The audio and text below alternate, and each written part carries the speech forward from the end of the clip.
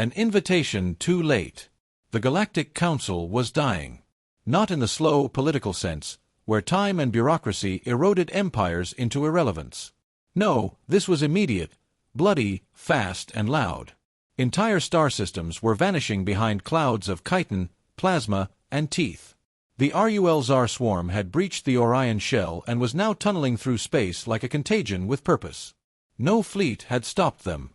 No alliance had slowed them. The Council needed help. And there was one place left to ask. A single blue planet, spinning quietly in the Sol system. Catalogued. Monitored. Feared. Earth. It hadn't been invited to the galactic table for a reason. Not because of its technology, humanity had reached the stars. Not because of its intelligence, humans were dangerously innovative. It was their history. Their violence. They were a species born in fire, tempered in war, and raised on competition. The Arxali diplomats had labeled them emotionally volatile, which was a generous way of saying you can't trust a species that builds war machines before it solves hunger. But desperate times redefine boundaries. And this was extinction. Ambassador Yilna stood before the human delegation, flanked by 2 guards and the weight of 14 dying species. The United Terran Directorate's reception hall was stark, black steel, glass, and a quiet hum of air filtration. Cold. Efficient. Just like the humans. Across the room stood Director General Maya Chen. Her expression was unreadable, dark eyes steady beneath iron-gray hair. Beside her were military advisors and scientists. No politicians. No priests. Just decision-makers. Yilna bowed. Director Chen. Earth has long remained independent. But today, we extend to you full diplomatic recognition and an urgent request. The RULZR threat. We know, Chen said, voice smooth. We've been monitoring subspace anomalies and your fleet losses. The swarm has fractured 2 major council powers in the last month. Yilna hesitated. You've been watching? Of course. She gestured toward a projection behind her. It flickered to life, showing real-time data from the Antares Rift. The footage wasn't public. Not even to most council members. You hacked our defense nets? No, Chen replied calmly. We never stopped listening. You just stopped talking.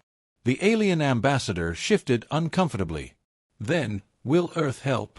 Director Chen glanced at her aides, then returned her gaze to Yilna. We will. But on our terms.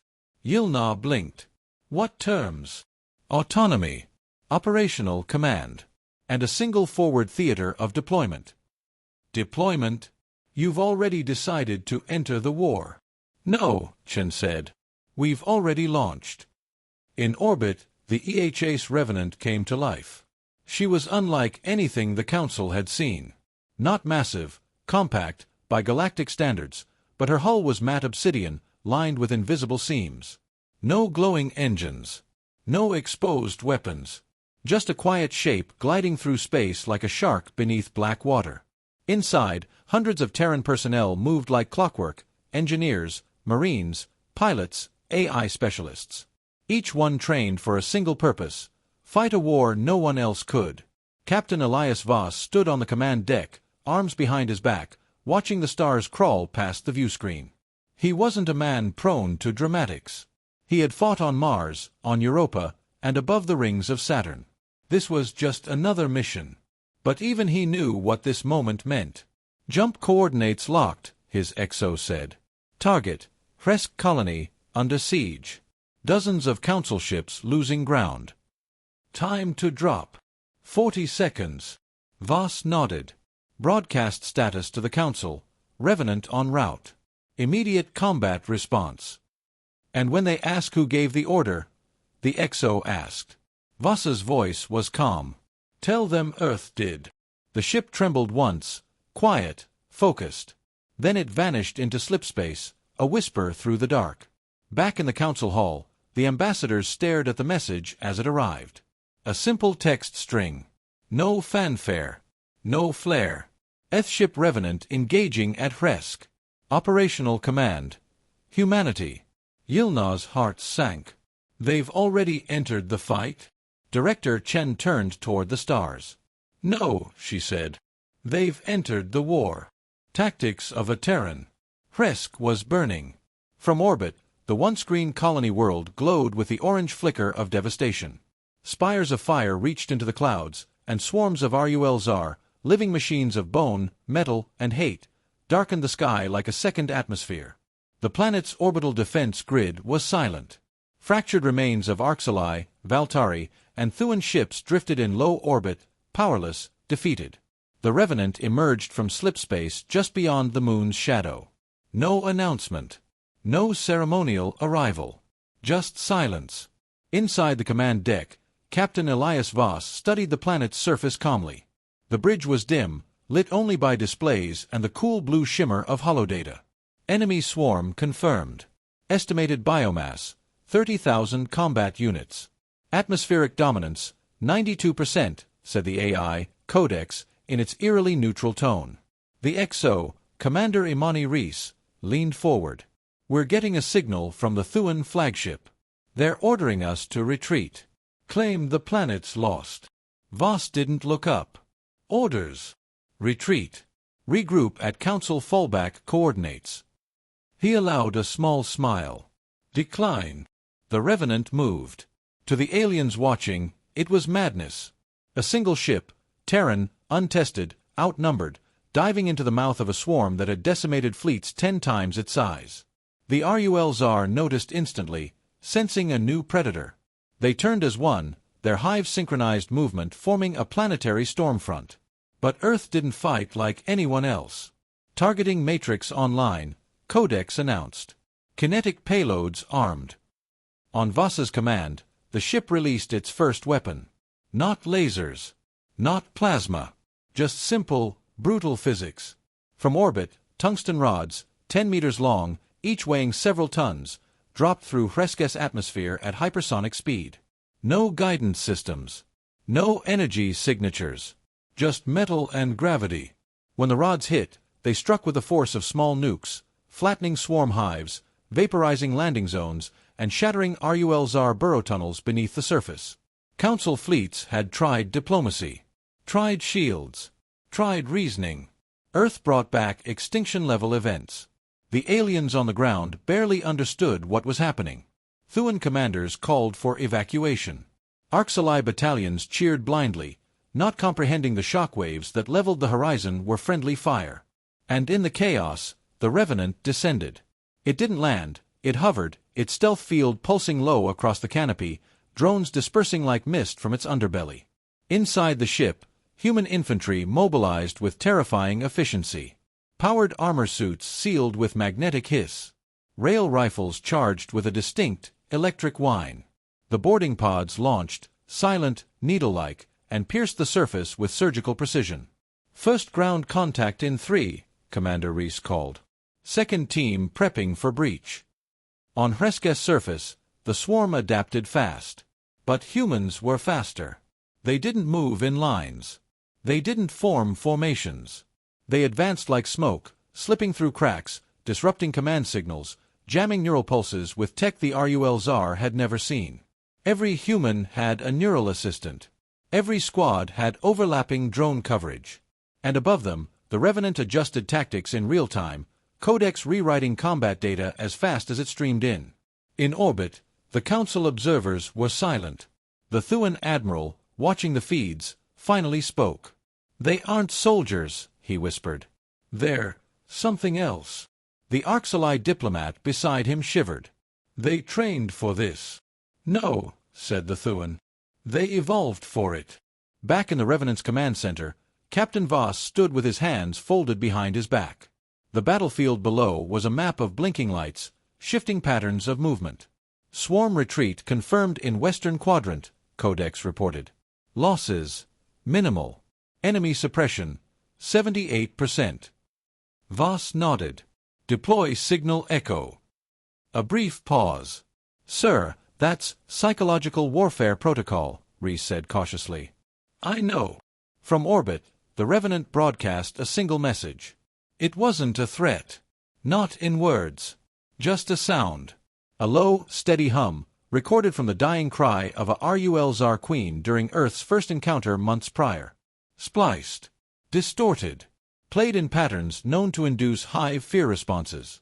Across Hresk, the swarm hesitated. Then, for the first time, the RUL Tsar broke formation. The battle was over in 4 hours. No human died. 17 swarm hives were reduced to ash. The planet's defenders, alien, shocked, wounded, looked to the sky and saw only the Revenant, silent, still, a god in orbit. Later, a transmission from the Council requested a debrief. Voss responded with a simple log file. Combat footage. Loss reports. Drone data. Clinical. Cold. At the end, one line was added manually. This is how Earth answers the call. The nightmares we built. The Council's central chamber had never been this quiet. Dozens of representatives from across the galaxy sat in heavy silence as combat footage from Hresk played on a central holosphere. No narration. No edits. Just raw, time-stamped data, drone feeds, impact reports, audio logs. And screams. Swarm screams. The kind no one had heard before. The kind that weren't supposed to exist, because until now, the RUL Tsar had never felt fear. They didn't win a battle, said High Speaker Velrun of the Ilari Combine. His long, translucent fingers tapped nervously at the edge of his desk. They rewrote the rules of war. Several heads nodded slowly. Others sat frozen, still digesting what they'd seen. The Thuan admiral stood. We called them savages for 100 years. Paranoids. Isolationists. I saw what they did with one ship. No, murmured the Oxali diplomat. They didn't just use weapons. They designed nightmares. Meanwhile, aboard the Revenant, things were quiet. Routine, even. Captain Elias Voss sat in the debrief chamber with a mug of cold coffee and 2 datapads. His posture was loose, his face calm. Commander Imani Reese entered with a small nod. No celebration, she asked. Voss shook his head. This wasn't a victory. Just a demonstration. She sat beside him, exhaling slowly. The Council is scared. Good. Imani looked over. You don't mean that. Voss didn't answer at first. His eyes were on the window, Hresk, a surface now barely visible beneath its shroud of cloud and smoke. They called us monsters, he finally said. When we split the atom. When we built orbital platforms. When we modified our own genomes just to survive Mars. They watched, they judged, and they turned away.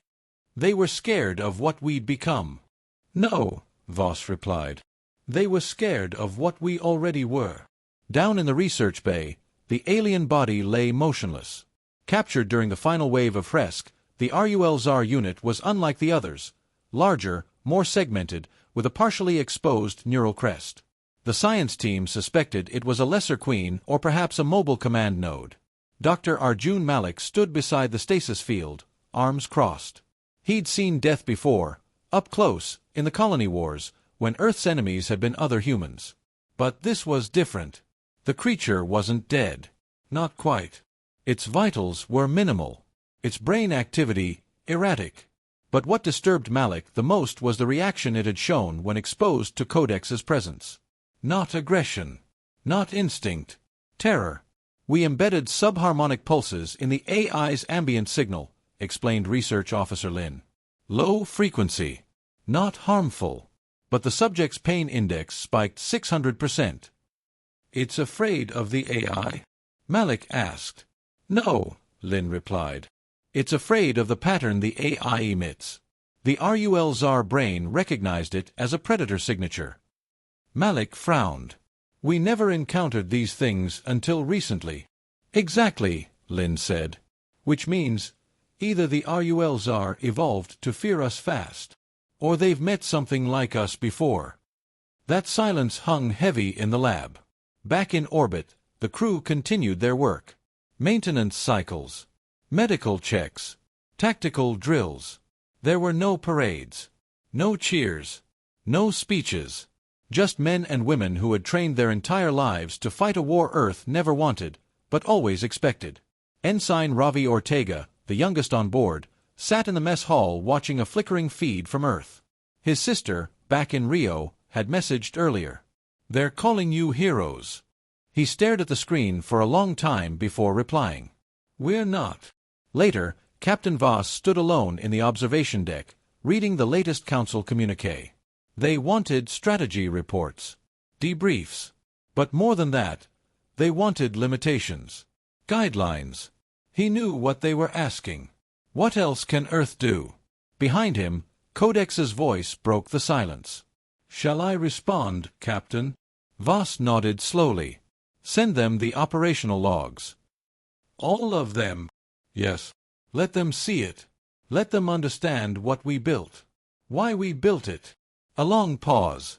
And if they fear us? Voss looked out into the stars, his voice quiet. They should. When the sky cried fire. The Council's emergency broadcast lit up every system in the Orion expanse. RUL-Zar Hive Fleet approaching the Yulon system. Estimated arrival, 11 hours. Council defense fleets repositioning. All civilians evacuate immediately. It was the kind of alert that usually meant surrender. Yulon was a peaceful world, mostly agriculture and bioresearch. The planetary defense system was minimal. The largest warship in orbit was a converted cargo hauler with a few energy turrets welded on. And now, the largest RUL-Zar Hive fleet ever recorded was coming straight for it. From her command deck, High Admiral Verash of the Thuan Navy stared helplessly at the system-wide scans. They're not just attacking. They're consolidating, she muttered. A junior officer looked up. Consolidating, ma'am? They're preparing to stay. To claim the world. It won't just be destruction, it'll be breeding grounds. She turned to her officers. We need reinforcements. Earth's ship, the Revenant. Where is it? Silence. Then a technician responded quietly, they're already en route. Verash blinked. How do you know? The tech looked back at her, voice trembling. Because we didn't call them. And they're still coming. The Revenant didn't arrive like most ships. No beacon. No formation. Just a quiet ripple in space, and suddenly it was there, hanging in orbit like a shadow that had always been present. On board, Captain Elias Voss stood calmly on the bridge. The Yulon colony, he asked. Still evacuating, replied Commander Reese. But we've got eyes on the swarm. They're using atmospheric burrowers and subspace tunnelers. Hitting the surface from below. Voss frowned. They're adapting faster now. Codex chimed in. Not evolution. Strategy. Hive patterns suggest command intelligence beyond instinct. They're thinking now, Reese said. No, Voss replied. They're remembering. The Terran assault began within the hour. On the surface, as thousands of civilians fled into orbit, Earth's ground forces dropped in, silent, sleek pods slamming into jungle terrain. Instead of sweeping offensives, the humans executed targeted strikes. Micro-incursions. A RUL-Zar tunnel collapsed under a nanite charge. Another was flooded with compressed ferrofluid that hardened around the swarm and crushed them inside. Above, the Revenant released its new weapon, the Tempest Array. From a distance, it looked like a rainstorm, tiny droplets falling across the jungle. But each drop was a drone, each drone guided by an onboard AI trained on over 1,000 swarm combat simulations. Where Council fleets overwhelmed with firepower, Earth used surgical destruction. Targeted. Intimate. Devastating. In orbit, Admiral Verash watched in stunned silence as the data updated. Enemy losses at 41%. 63%. 80%. One of her officers turned to her, voice shaking. Ma'am, I think we're winning. No, she whispered. They are. The final queen form tried to retreat, bursting through the jungle canopy, her wingspan the size of a city block.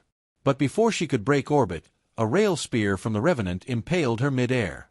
She crashed into a canyon with enough force to flatten 2 ridgelines. There was no cheer from the humans. No celebration. Just confirmation. Target neutralized. All sectors clear. Yulon secured. Later, as the last evacuee returned to the surface, Captain Voss stood in the jungle clearing where the Queen had died. The ground was still scorched. The air smelled of iron and ozone. He looked down at the wreckage, black chitin, still twitching, and touched the small patch on his armor, a faded Earth insignia. Reese joined him. "We did it," she said. "For now," Voss replied. "You really think they'll stop coming?" "No," he looked up at the sky, now calm and clear. "But maybe now they'll hesitate." Back at Council Command, the reports began pouring in. The Revenant's victory was undeniable. Civilian losses, near zero. Military losses, negligible. RUL-ZAR casualties, total. But what really changed was the tone of the Council's next message. "We request full integration of Earth into the Council's Defense Command. Effective immediately." When Director General Maya Chen read it, she only smiled.